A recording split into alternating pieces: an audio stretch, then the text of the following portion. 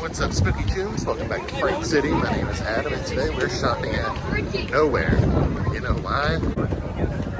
It's literally fog and fear and butterbeer time. Welcome home.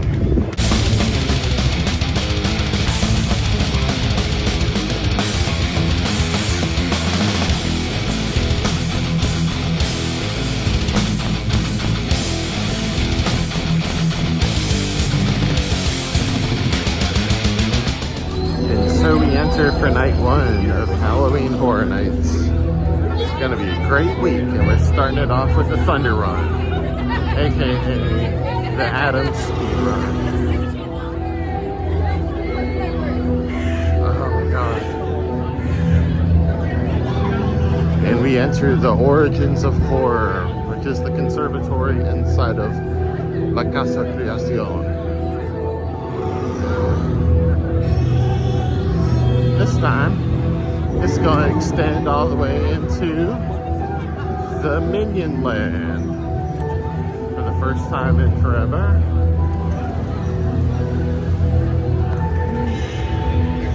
We'll explore more of that later, but for now, we're going into the sound stages.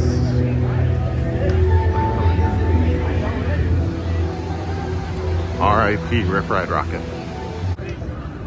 Alright, so we are back here in the sound stages in this new sort of way that they're having us enter now that Rip Ride Rocket is gone. And we are going to start off with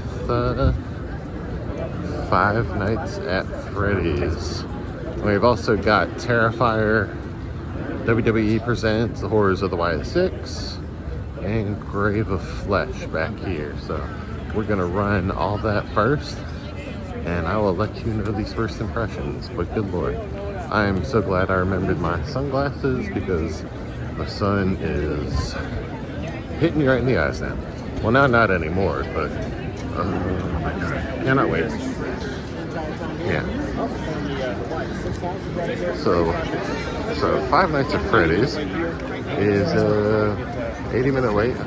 We'll see how long it actually takes us with Express. Holy crap, that was amazing. I'm not even the biggest FNAF mark. That's James Mose over here. But never played the games, seen the movie once, but the house was so good. And yeah, the animatronics were just, wow.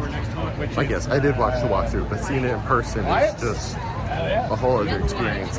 And with Express, it took us 8 minutes to get from the beginning of the line all the way to the entrance. And it was predicted 80-minute wait.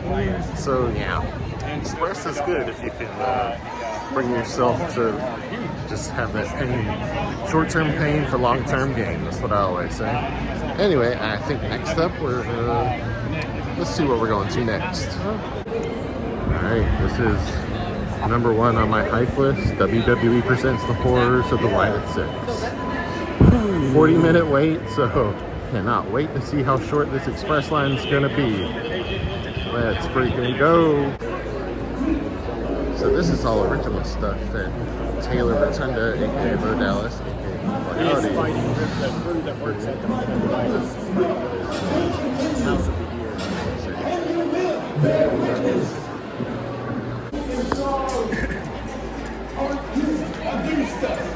Please don't charge me for recording this, Mark Shapiro.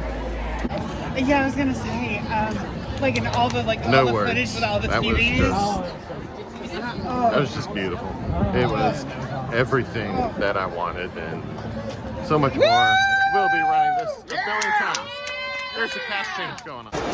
So yeah, Terrifier's next. Time to wet path it up. Oh, this is, you may get wet. Oh, let's go. I don't know if you can tell, but I just got out of Terrifier. I got wet. And I'm very, very happy I got wet. Oh my gosh. Definitely doing the wet path, no matter what. That was refreshing. And Hold On itself was awesome too. I really loved it.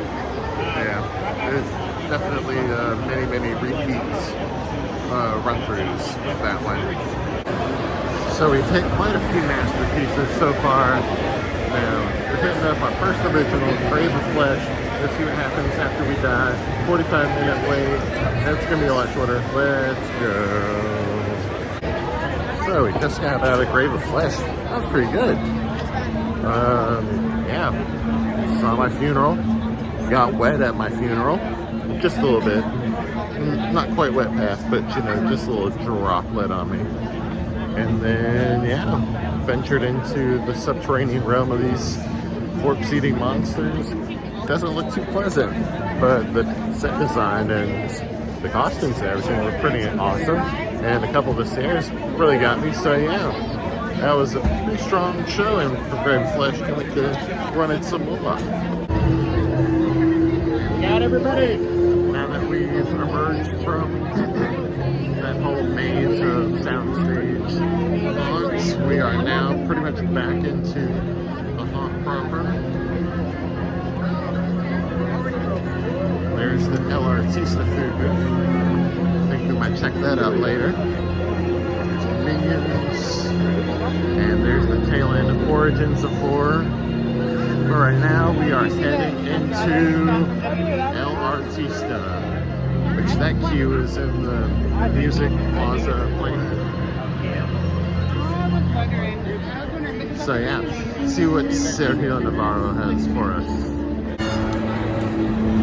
Remember when I tried to make episodes of Fog and Fear and Butterbeer and adding the trailers for the houses in there over the summer? I remember. And now I'm here recording the trailer on the screen at the event. So yeah, we're all coming full circle with this, and the week's just getting started. Man, this place is so beautiful. So, finally did the well-known, or I guess not well-known, but it's like pretty much the main original of this event that ties into everything. El Artista Spanish Haunting. It's just as beautiful as advertised. I know I've said these sets are beautiful a lot, but then, you know, they're all just that good. But El Artista definitely is advertised. It's like a super fun haunt with all sorts of amazing tricks. Very awesome story. Can't wait to fully go through Origins of Horror and really like tie this all together. And El Artista, love that one. Put it all out. Someone play House Mouse.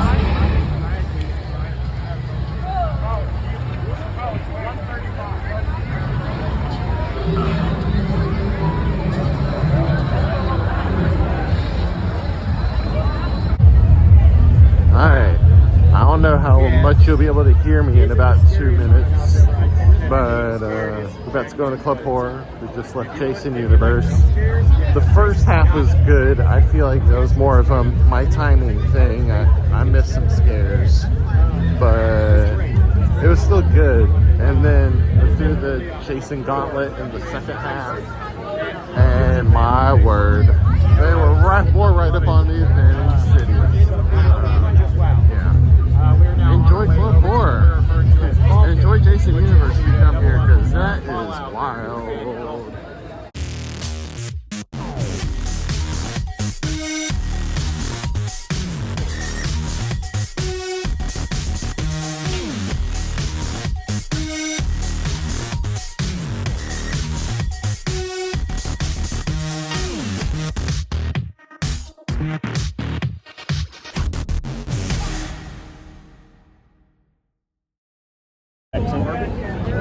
So over here we have the Camp Crystal Lake food booth for Jason. There's a Lotus and Angry Orchard pumpkin in there. We will be visiting it at a later date. Right now we are still going in on the Thunder Run and about to hit Fallout, Dalkin, Dolls, Let's Play Dead, and Hatchet and Chains. Turn across this bridge. I just want to go on record and say that I am putting a lot of discipline and hard work into this Thunder Run because it's everything for me to not walk that close to King's Cross and not go right in for Butterbeer. Butterbeer will be at the end of the Thunder Run. it's coming, but just not right now. So despite having waited a year for it, we're holding off a little bit more, and it will be incredibly gratifying. Yeah, let's finish up these houses. Oh look, and those are the chainsaw clowns that are over there in Springfield. For a space to cards. And now very we easy are to find tonight, of course, because I'm wearing rolling up. very bright yellow. Fallout. Security guards are wearing very bright yellow. After coming to me, and they're like, "Oh, you're orange." You're like, "You're the only person." Double portals.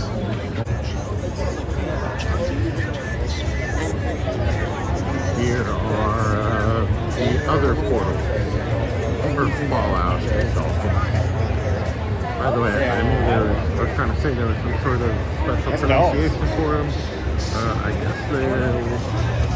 guess I'm just aware. You know what? There's Uncle Howdy. Remember Uncle Howdy, y'all?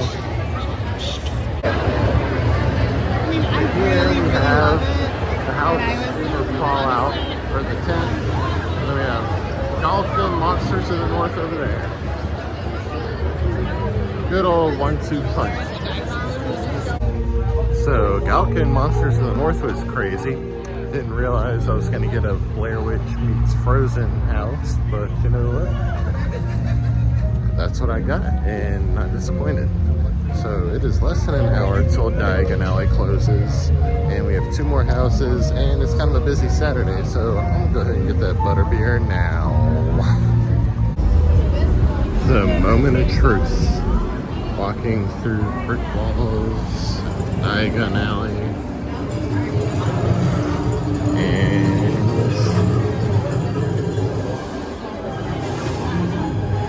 yeah,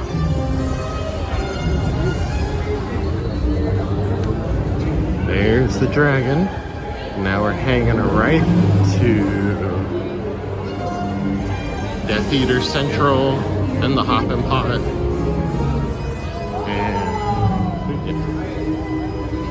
And we getting a butterbeer. Let's go.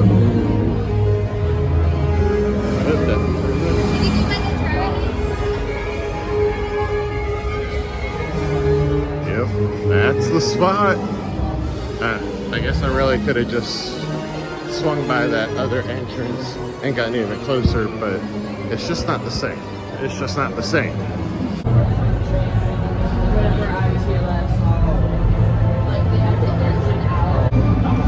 With a tear in my eye, this is the greatest moment of my life.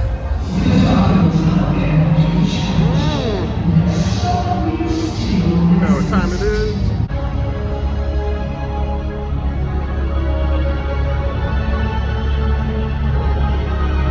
Got a butterbeer, got a Death Eater show.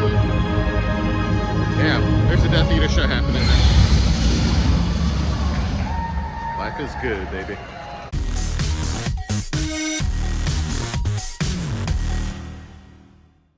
I know. I mean, it's too loud. Yeah, let's do this. We're about to get shrunk. So before we talk about the remainder of the houses and who I met, well, this little dark thing is the Hot Cheetos Burrito Well, we haven't really stopped. So yeah, I'll let you know how It's it a is. beer, isn't it? It is very dark. That does it for night 1. Thoroughly enjoyed myself. Enjoyed Dolls Let's Play Dead and Hatchet and Chains. Friggin' met the Wicked Thrill Seekers, Walk and Pal, my favorite HHN YouTubers.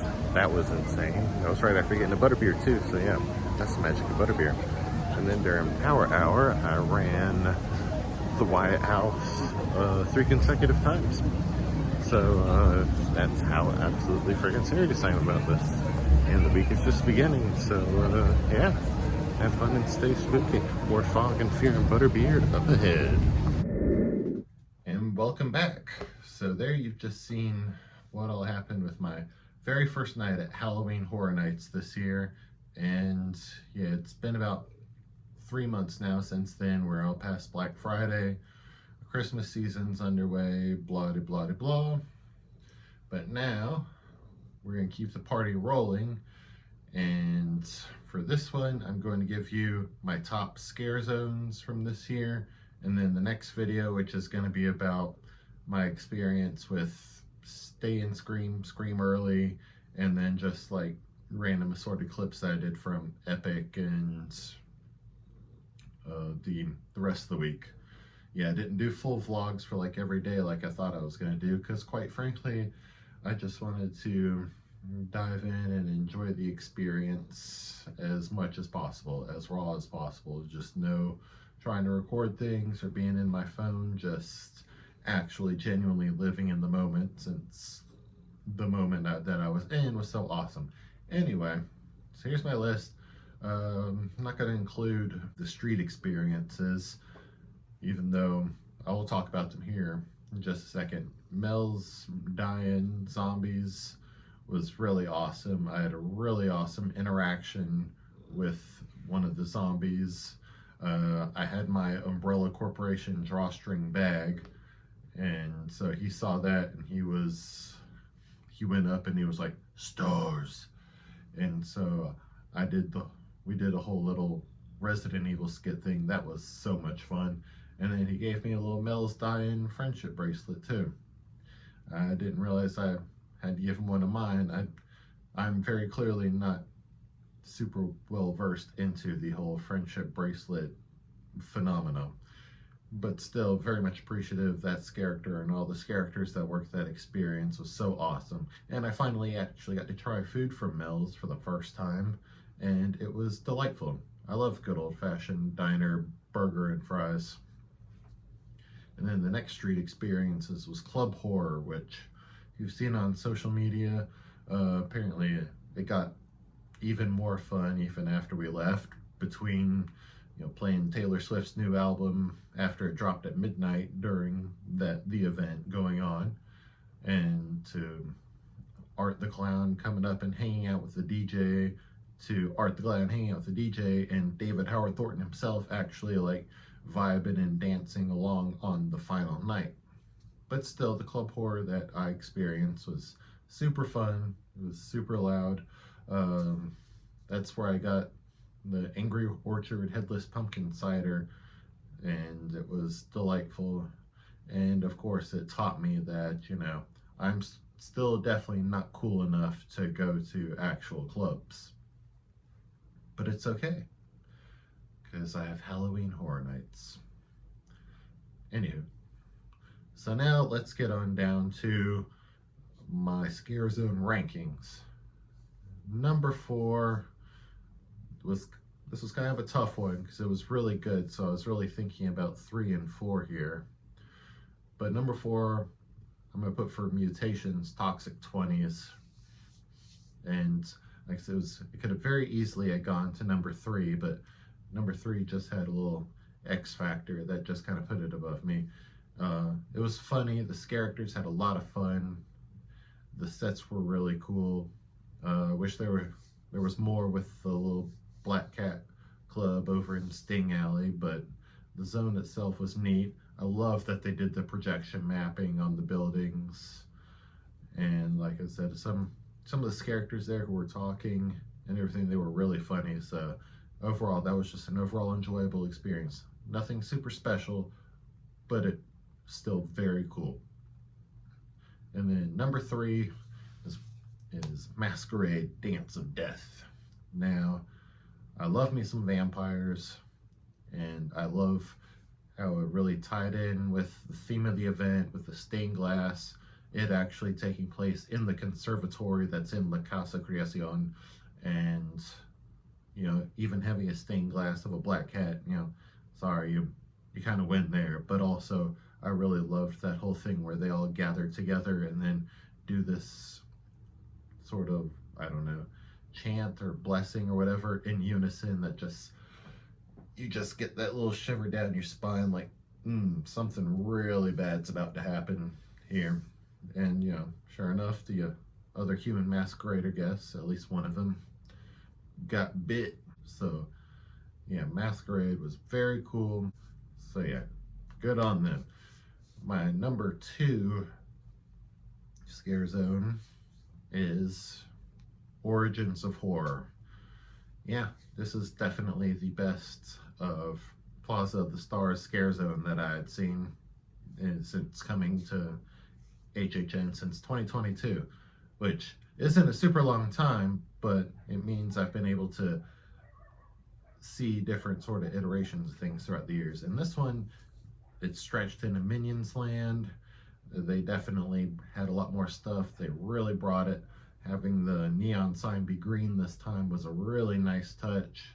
And it was super duper cool seeing like the busts of Fallout and Horrors of the Wyatt Six and Terrifier and Five Nights at Freddy's. So yeah, it definitely really set the tone for you in ways that the other scare zones that had been in that area in years past just hadn't before. And then number one, to literally no surprise ever, which coincidentally, even if it didn't win Scare Zone of the Year, still would have been my Scare Zone of the Year, obviously. But it was Cat Lady of Crooked Lane. That was, wow.